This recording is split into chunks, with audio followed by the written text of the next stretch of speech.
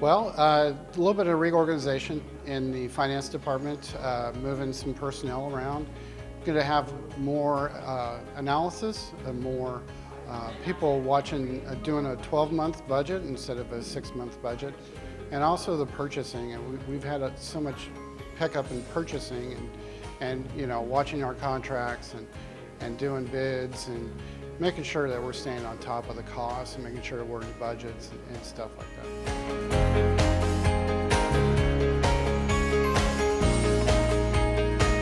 I'm hoping that next year's budget process will actually be more streamlined, a little bit more using our ClearGov tool, and having that up on the screens and having more transparency for all the citizens of Grand Island.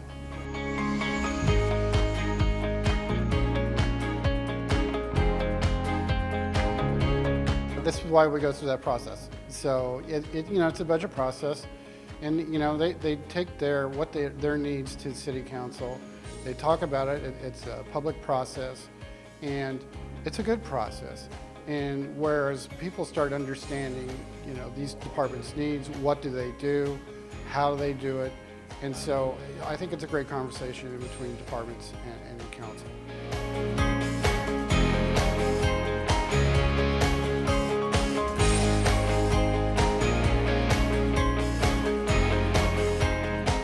Todd has a bunch of projects. He's got small and large, and so it is a huge impact.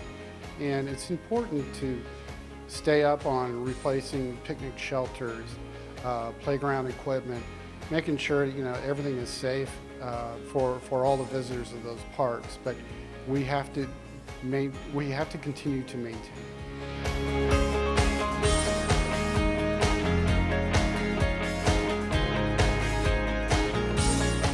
It's hard. So you're early in the process and you're trying to get in a ballpark, okay?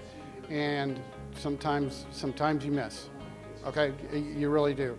But in some of these ballpark estimates, you are including items that eventually you don't need. For example, on the South Locust, we were planning on using federal funds. When you ask for federal funds and you receive federal funds, you have to abide by the Davis-Bacon Act.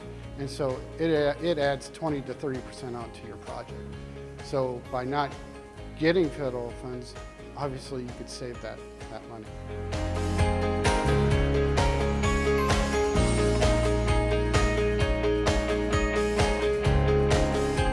So it is tough. It's you have a pie. You only have so much of the pie, and you wish you had a bigger pie, but it is what it is.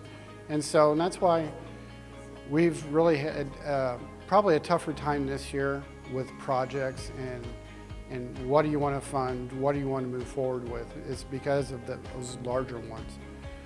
But when there are public-private partnership in these projects, I believe they take precedence, and they should, because there's citizens who want this, and it costs less for the citizens, and so it's we just had a year where they're all just coming to head at the same time.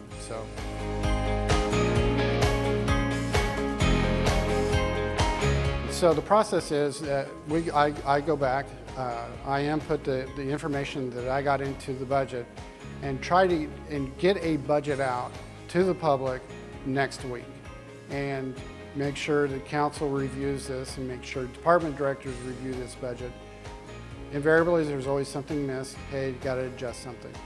So we're coming up to a time crunch right now. So September 3rd is our budget hearing that we need to have here at City Hall at Council Chambers.